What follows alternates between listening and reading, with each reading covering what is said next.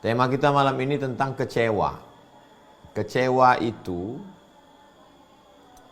adalah rasa tidak senang disebabkan tidak sesuai harapan. Jadi 4 penting. 4 poin. Yang pertama, rasa. Yang kedua, tidak menyenangkan. Yang ketiga, disebabkan. Yang keempat, tidak sesuai harapan. Kita jelaskan satu persatu. Yang pertama tentang rasa dulu. Bahwa yang namanya kecewa ini bukan benda. Bukan rumah, bukan mobil, bukan tangan, bukan fisik. Tapi dia adalah perasaan di dalam. Kalau sudah bercerita tentang perasaan, maka ada rasa like and dislike. Suka dan tak suka, senang dan tak senang. Masuk poin yang kedua. Tidak menyenangkan.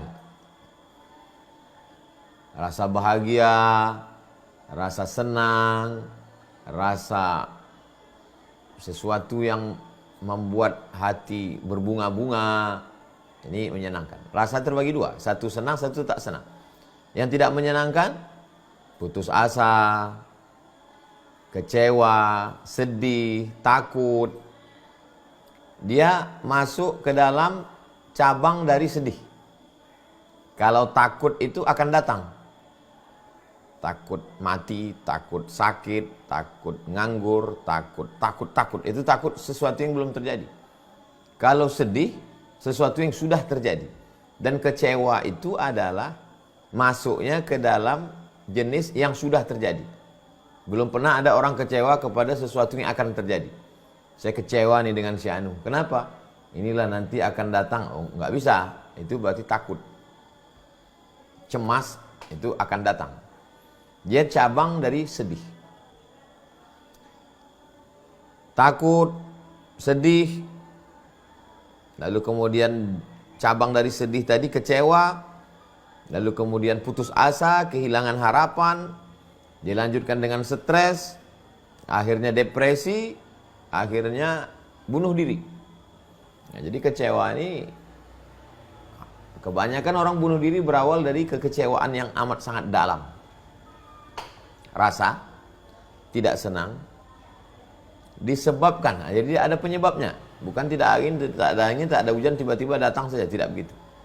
Ada penyebabnya, disebabkan, ada pemicunya, atau dia sesuatu yang menumpuk, bertumpuk, lalu dipicu oleh kejadian kecil menjadi ledakan yang besar, kekecewaan yang amat sangat besar.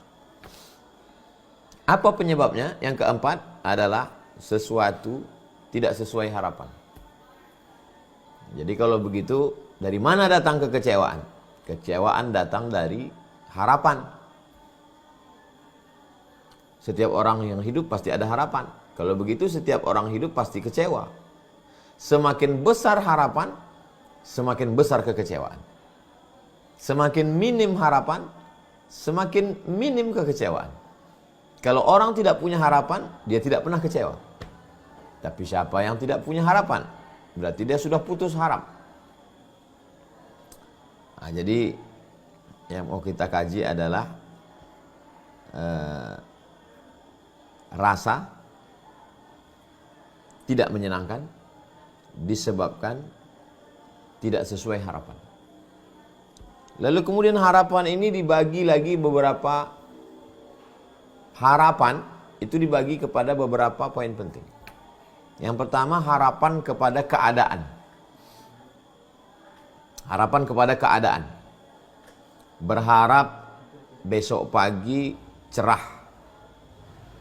Ternyata hujan lebat, mendung, banjir, kecewa dengan keadaan.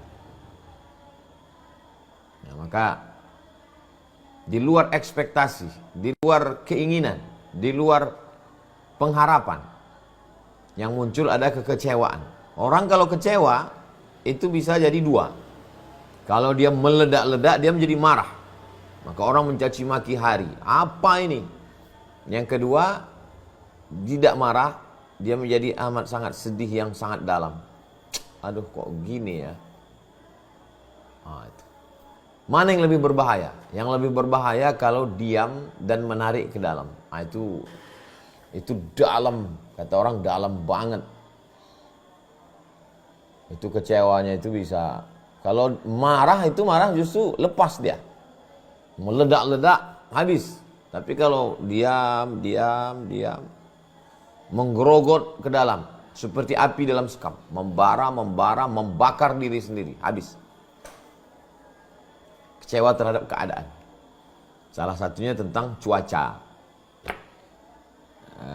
Siapa saja bisa terjadi, termasuk Ustadz. Berharap nanti tausiah di Tanah Lapang Stadion akan ada cuaca yang bersahabat. Ternyata hujan lebat. Jadi kalau begitu, bagaimana menghilangkannya? Apakah sebelum itu kita serahkan aja pada Allah? Ya terserahlah ya Allah, mau hujan mau apa aku terima saja. Tidak bisa begitu. Itu kita punya harapan, kita punya pilihan. Antara hujan lebat dengan ayam tentram, kita mau yang tenang. Karena jamaah bisa ramai datang. Pertama kita berusaha, berdoa, seperti malam penggalangan dana untuk Palestina. Kita selalu siap dua. Kepada jamaah harap bawa kresek, bawa plastik, bawa mantel hujan. Nanti kalau hujan kita siap-siap, kita sama-sama berdoa ya. Nah, jadi di antara mengobati kekecewaan itu adalah siap mental untuk menghadapi apapun yang datang.